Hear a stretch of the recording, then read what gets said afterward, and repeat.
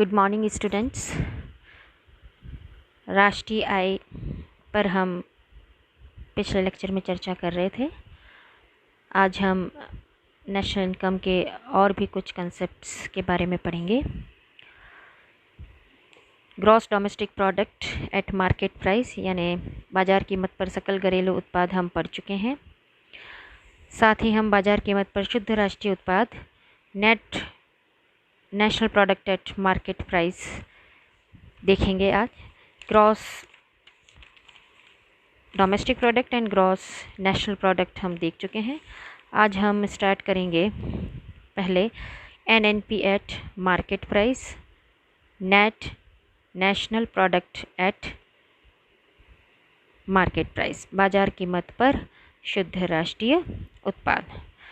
बच्चों, बाज़ार कीमत पर शुद्ध राष्ट्रीय उत्पाद एक ऐसी राशि है जो सकल राष्ट्रीय उत्पाद में से गिरावट या स्थायी पूंजी के उपभोग व्यय को घटाकर शेष रहती है। Net national product market price is the market value of net output of final goods and services produced by an economy during an accounting year and net factor income from abroad. अब हम ये देखेंगे कि हमें national income का कौन सा aggregate ज्ञात है और उसके माध्यम से हम कैसे एनएनपी एट मार्केट प्राइस ज्ञात कर सकते हैं।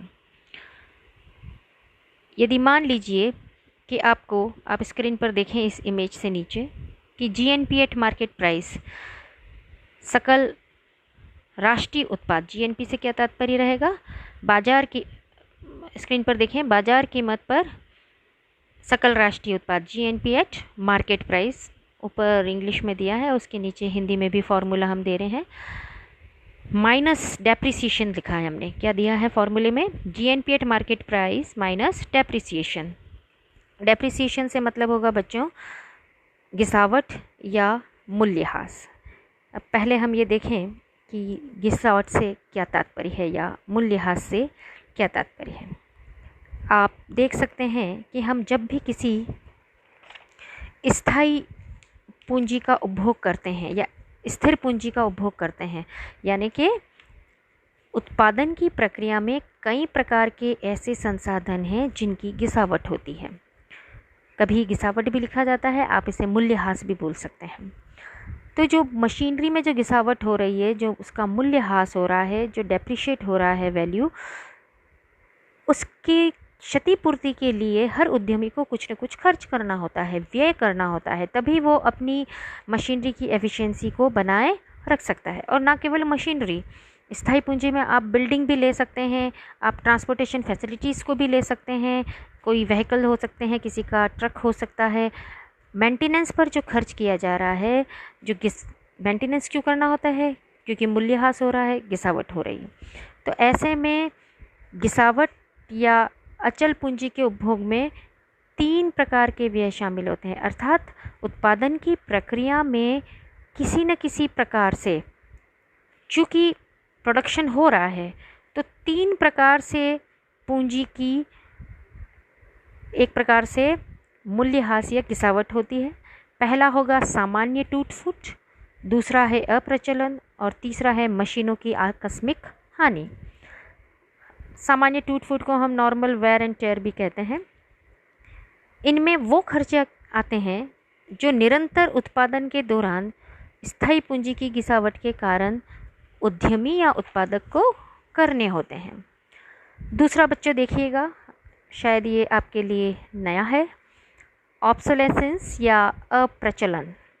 अप्रचलन से क्या मतलब है, इससे तात्पर्य उन खर्चों से है जो उत्पादकों को पूंजी मशीनों के पुराना पड़ने पर तथा उनके स्थान पर नई मशीनों का प्रयोग करने के कारण कब करने पड़ते हैं। जैसे आप अगर देखना चाहें कि कोई टाइपिस्ट है, तो आपने शायद देखी भी नहीं होगी, आपने डायरेक्ट कंप्यूटर्स ही देखे हैं और उस पर टाइपिंग ही देखी, लेकिन टाइपिंग की मशीन्स आती थी पहले। अब वो मशीनरी एक प्रकार से आउटडेटेड हो गई है, उससे एडवांस मशीन आ गई है, तो उस मशीन से काम किया जाएगा। तो वो पूरी की पूरी मशीन आउटडेटेड हो जाने के कारण या पुरानी हो जाने के कारण उसके स्थान पर हमें दूसरी नई मशीन का प्रयोग करना होता है। तीसरा है एक्सीडेंटल ब्रेकडाउन ऑफ मशीनरी। कई बार नई की नई मशीन या बहुत कम चलने के बावजूद भी मशीनों में एक प्रकार की एक्सीडेंटल ब्रेकडाउन हो जाता है, यानी कि उसकी आकस्मिक हानि हो जाती है, तब भी उद्यमी या उत्पादक को खर्च करना होता है। तो हमने अभी क्या देखा कि जीएनपी या बाजार कीमत पर सकल राष्ट्रीय उत्पाद दिया हुआ होने पर यदि हमें बाजार कीमत पर शुद्ध राष्ट्रीय उत्पाद ज्ञात करना है, तो हम इस शुद्ध राष्ट्रीय उत्पाद को ज्ञात करने के लिए जीएनपी एट मार्केट प्राइस में से बाजार कीमत पर सकल राष्ट्रीय उत्पाद में से घिसावट या मूल्यह्रास को माइनस कर देंगे, घटा देंगे। बच्चों, इस घिसावट या मूल्यह्रास को ही डेप्रिसिएशन कहा जाता है। इसे आप कंजम्पशन ऑफ फिक्स्ड कैपिटल भी माना जाता है या CCA कैपिटल कंजम्पशन अलाउंस के नाम से भी आप जान सकते हैं। नेक्स्ट कंसेप्ट है NDP एट मार्केट प्राइस या net domestic product at market price. बाजार कीमत पर शुद्ध घरेलू उत्पाद एक देश की घरेलू सीमा में सामान्य निवासियों द्वारा गैर निवासियों द्वारा एक लेखा वर्ष में उत्पादित अंतिम वस्तुओं और सेवाओं के शुद्ध उत्पाद का मूल्य ही क्या है?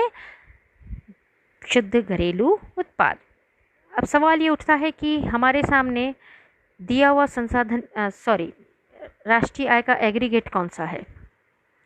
जो एग्रीगेट आपके सामने उपलब्ध है उससे आप उस NDP की गणना कर सकते हैं।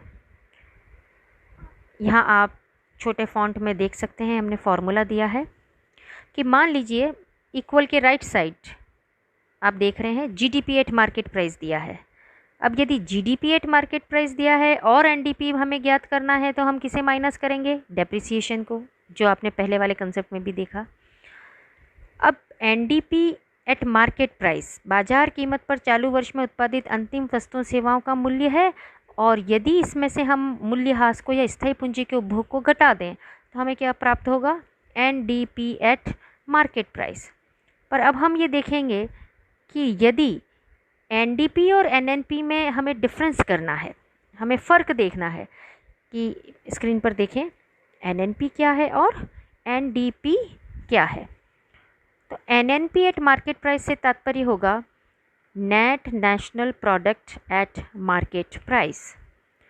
मान लीजिए कि आपको NDP ज्ञात है, NDP एट मार्केट प्राइस हमें ज्ञात है, जो कि हमने GDP से ज्ञात किया।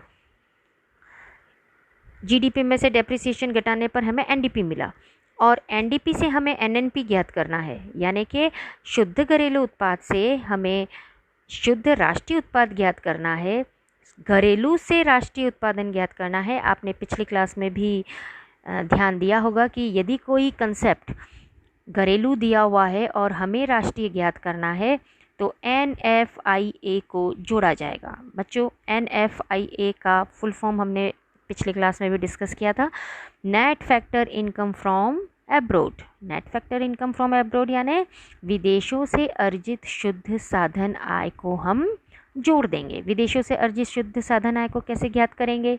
विदेशों से अर्जित शुद्ध साधन आय के लिए हम हमारी घरेलू सीमा में विदेशी संसाधन यदि कार्य कर रहे हैं, उत्पादन कर रहे हैं, उसके मूल्य को घटा दें, और हमारे देश के संसाधन यदि विदेशों में जाकर कार्य कर रहे हैं, उत्पादन कर रहे हैं, तो ऐसी वस्तुओं और सेवाओं के मूल्य को हम जोड़ देंगे। ये जोड़ने और घटाने के बाद जो शेष बचेगा मूल्य उसे हम NFIA कहेंगे, net factor income from abroad.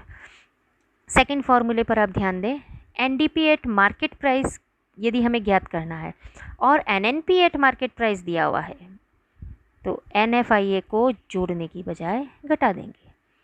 बच्चों, आप हमेशा ध्यान रखिएगा इस पर, जब न्यूमेरिकल पूछे जाते हैं तो NFIA को कैसे ज्ञात किया जाता है इसकी जानकारी भी आपको होनी चाहिए।